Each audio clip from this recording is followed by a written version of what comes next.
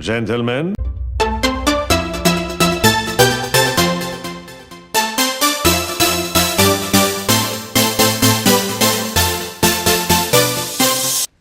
Čau, tady Arnox, já vás vítám u dnešního videa. A v dnešním videu budu hrát hru Team Fortress 2 na mapě Nightfall. A hrajeme herní mod, kde se tahají dva vozíky. Asi to nemusím vysvětlovat. Tohle.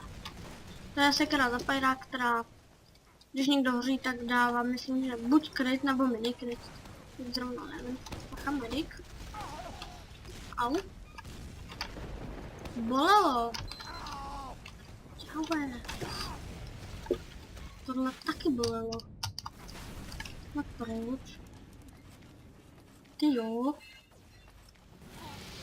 Tady zase respawn, takže teď si dám třeba Spyra. Mohl vám zkusit rovnou ukázat tu sekerku. Jestli se mi to povede. Nejlíp to dá asi ta sekerka k takovému plamenometu, který rychle přeměňuje, jakoby má rychlejší přeměnu zbraní. Nevím o kolik procent. Aha. Bové. Já. Nein. Nice. Příprava. Natančíme si kongu. Nebo konga. No, nicméně to je tank, ale my taháme vozíka, oni taky.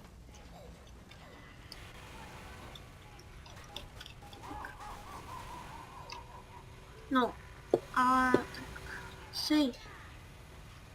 Tuhle mapu jsem jako moc nehrál. Budu se snažit dát co nejlíp. A určitě budu ještě natáčet Battlefield, protože to super hra a dřív jsem ji hrál. Jo, ne, kolik už bylo?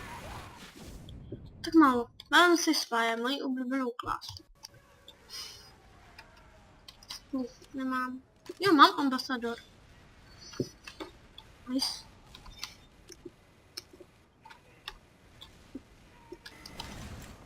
Ambasador je nejlepší pistolka podle mě za Spy. Ale každý může mít svůj názor. A Inforce je taky dobrá, Diamond je taky dobrý. Prostě ten ambasador je taky dobrý. Hop. Tady zalezem.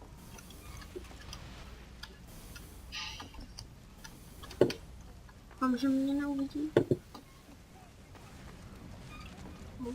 Backstep. One backstep, two backstep. To bylo těsný. Tak jo, půjdeme.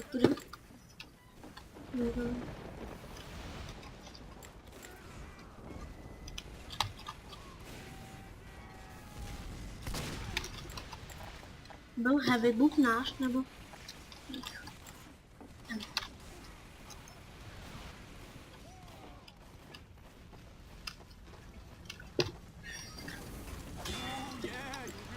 Tak, step.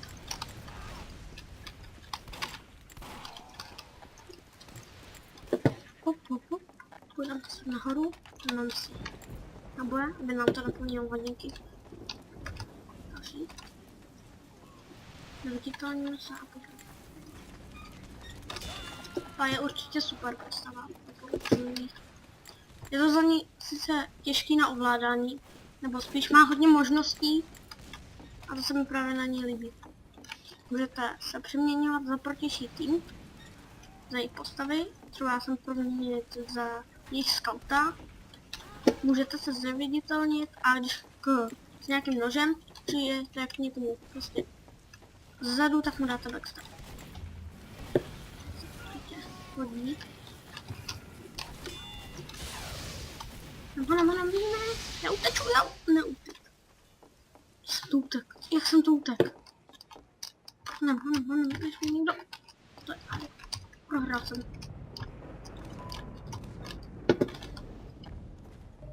No, yes.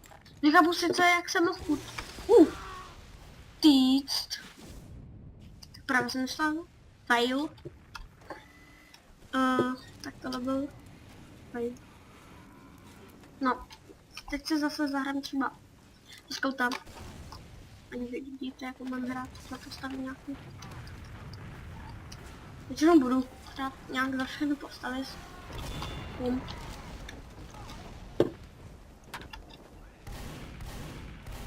Umři teleporter.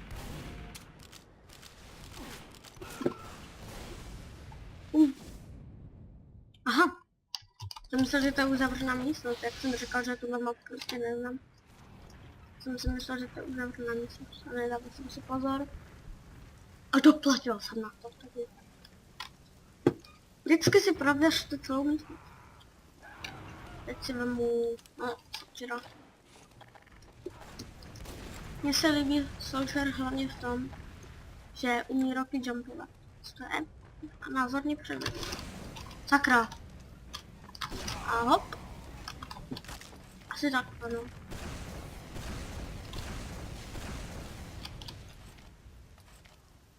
Nemůžu. Hahaha. Tak byl jsem právě... No. Kritikala raketa. To naštve. Nevěděl. Tušil. Nech mě bejt. Ne.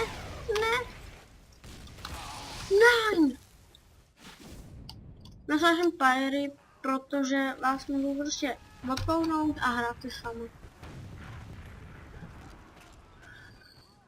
Jsme snipera.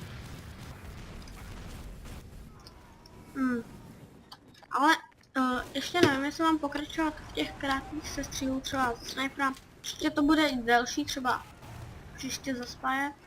Mluvám se za lagy.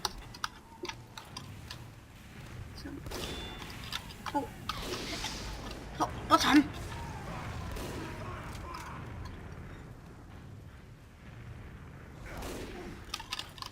Jsou ty moje.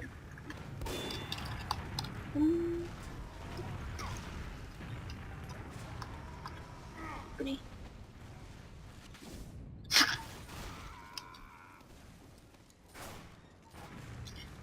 Tohle je ale Pyro je určitě dobrá klasa. Jak dlouho natáčíme, je mi to jedno. Hlavně, že se to video bude líbit vám. Doufám, že tam jsou až slyšet trošku zvuky ze hry. Protože hra to bez zvuku je už takový divný.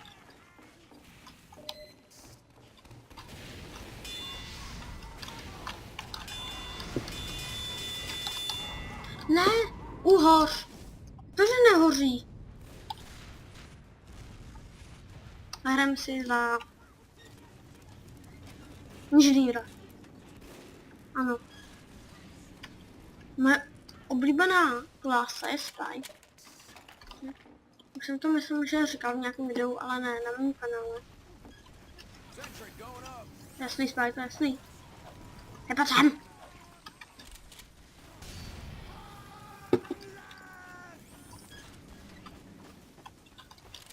Vlastně tahle zbraň, Windowmaker, je dobrá v tom, že můžete mít, že se střílí jakoby na ko, která v tom ani není tak dobrá, ale zase, myslím, že má, jo, když vystřelíte, je silnější, je silná, a když vystřelíte a trefíte se, tak se vám, myslím, že vrátí dvojnásobek kovů, takže to je výhodný. Nemám náboj. Třeba potřebuji za ní náboj, aby jsem se mohl bránit. Mám. Ne, Sandrino, to ne. To ne. Sandr.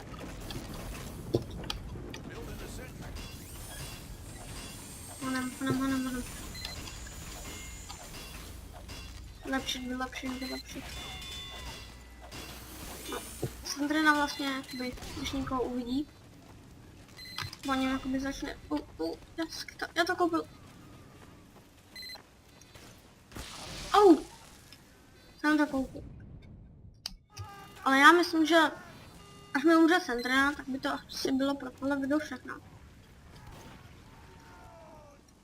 No nějak mi dlouho vydrží.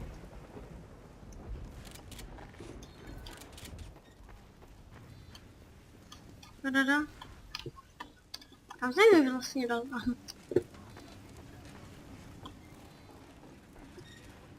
Jdem. Útoku. No, pojď.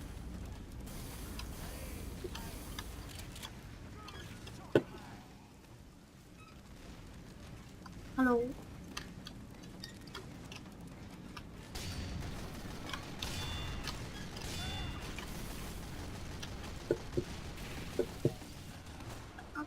Tudy přes náboje a dáme jim zádíčka.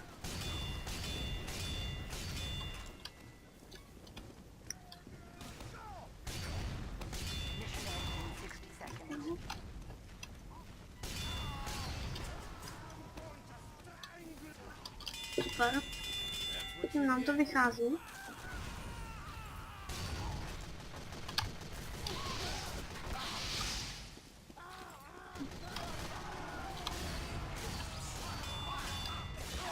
Nein! Zrovna kritik mi dáš, no. Teď tam půjdem zase a počkám, až umřu. Až umřu, tak to ukončím. Jdem na to. Ambasador je dobrý v tom zase, že když dáte prostě hlavu, tak dá kritik. A kdybyste se ptali na tohle, jak jsem si oddál tu ruku, to vám můžu rovnat. Může asi spíše...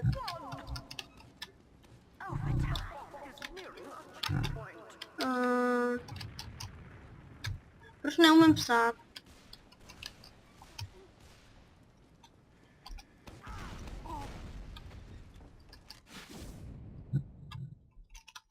No takhle.